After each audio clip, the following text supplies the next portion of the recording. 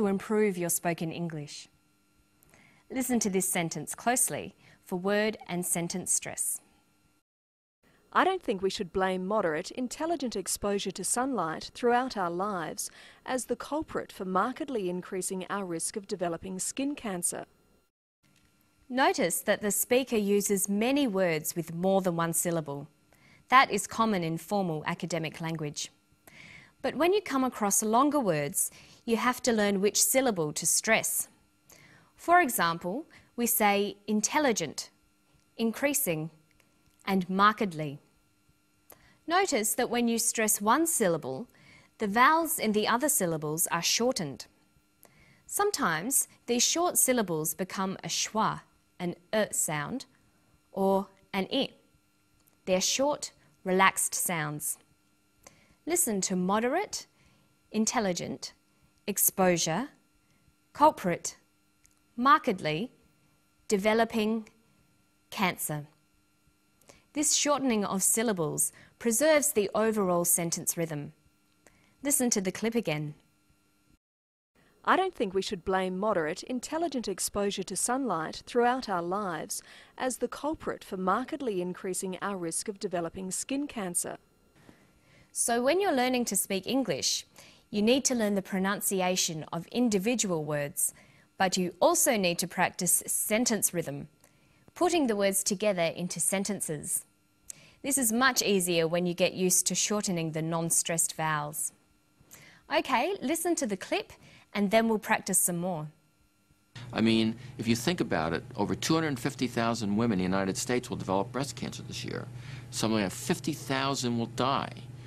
If 25% of those breast cancers could have been averted, prevented in some way, just by having a little exposure to sunlight, would have been really tremendous. Okay, now you can try it. Listen to this sentence.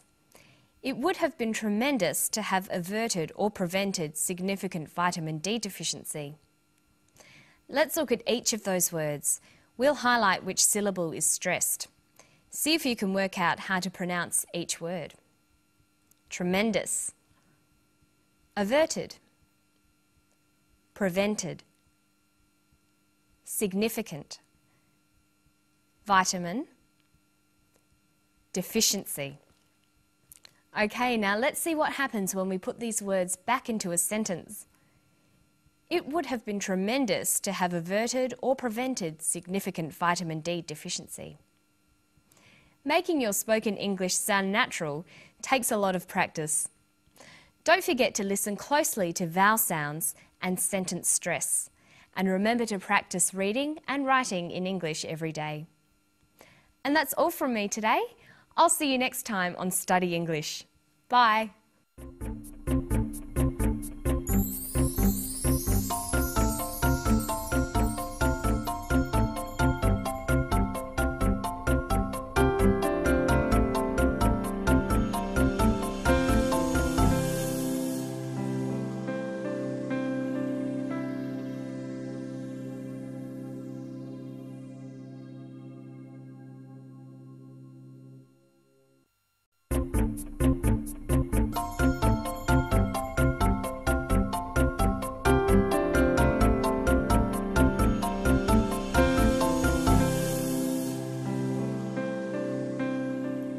Hello, I'm Margot Politis. Welcome to Study English, IELTS Preparation. Today we're going to talk about businesses and different ways to discuss economic information. We're going to listen to an interview with the head of a large clothing company. Then we're going to look at how he describes the success of his company.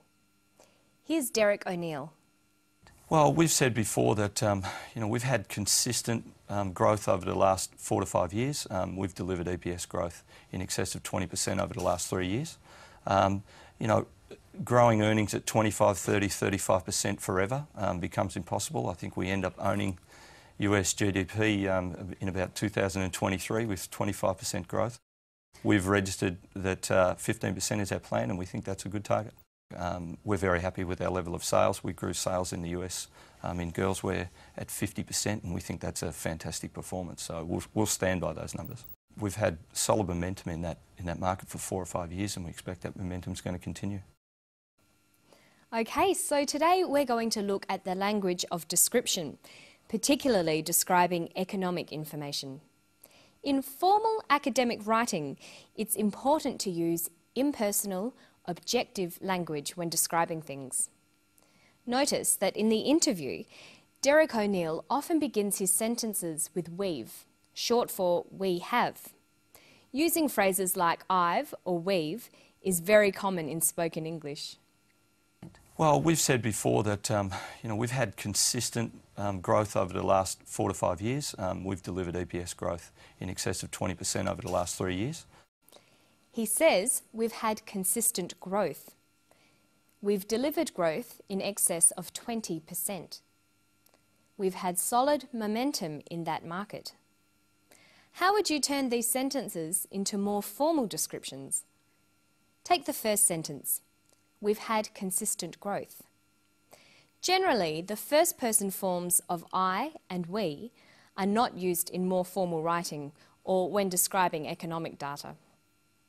We'd use an objective form. There is, there are, there has been, or there will be. So we've had consistent growth becomes there has been consistent growth. Look at this one. We've delivered growth of 20%. That becomes there has been growth of 20%. Now listen to him again. We've had solid momentum in that market for 4 or 5 years, and we expect that momentum's going to continue. He said, we've had solid momentum. We expect that momentum is going to continue. We've had, we expect. How could you write that information in a formal way? We've had solid momentum. There has been solid momentum. We expect that momentum is going to continue. It is expected that momentum is going to continue. So looking for the use of the first person is a good way to tell whether someone is discussing information in a formal or informal way.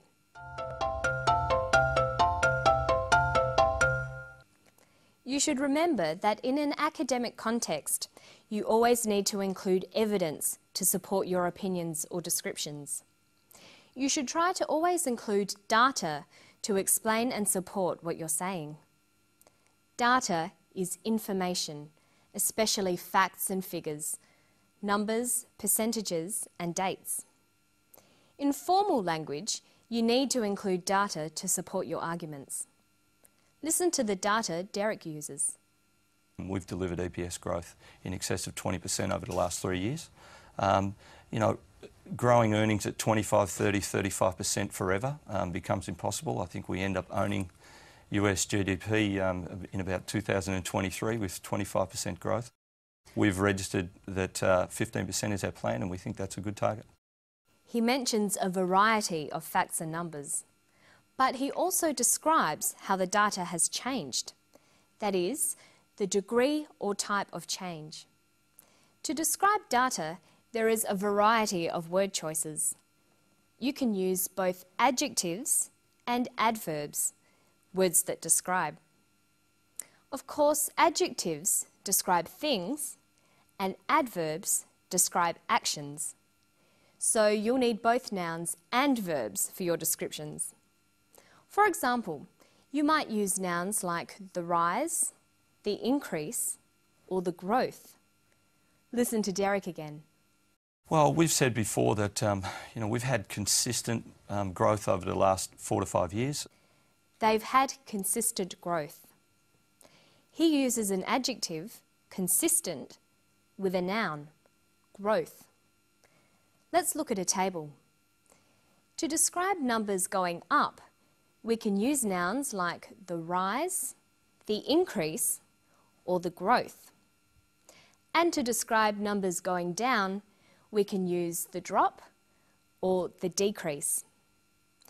Then we've got adjectives to describe those nouns, like rapid, slow, slight, dramatic, sudden, or consistent. And we can put these together. A sudden rise, a slight decrease, a sudden drop, a consistent growth. But there's another way of describing these changes. We can use verbs and adverbs. Many nouns like the rise, the increase, the growth can be used as verbs. To rise, to increase, to grow, to drop, to decrease. And many adjectives can become adverbs. Rapidly, slowly, slightly, dramatically, suddenly, consistently.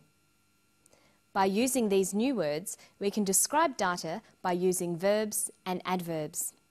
We can say to rise suddenly, to decrease slightly, to drop suddenly, to grow consistently. So look how these phrases change. A sudden rise becomes to rise suddenly. A slight decrease, to decrease slightly. A sudden drop, to drop suddenly. And look at how sentences can be changed to fit these different phrases. It has grown consistently. There has been consistent growth. It's important to always use a variety in your written work. Sometimes use verbs and adverbs to describe data, and sometimes use adjectives and nouns. It will make your English sound much better. Okay, listen to the clip again, and then we'll try to put together all the things we've looked at today. Listen for personal descriptions, simple verbs, and descriptions of data. Well, we've said before that we've had consistent growth over the last 4 to 5 years. We've delivered EPS growth in excess of 20% over the last 3 years. We've registered that 15% is our plan, and we think that's a good target. We're very happy with our level of sales. We grew sales in the US in girls wear at 50%, and we think that's a fantastic performance. He finishes by commenting on the data and its significance for the company. Okay, let's go back over the steps we've looked at today. When you're making an argument, it's important to support your case. You must include data or facts. Make sure you discuss this data. Use objective, impersonal language. Describe changes to data by using a variety of noun-adjective and verb-adverb combinations. And finally, comment on the data using formal, objective language. And that's all for Study English today. Don't forget to keep reading, writing, speaking and listening to English as much as you can.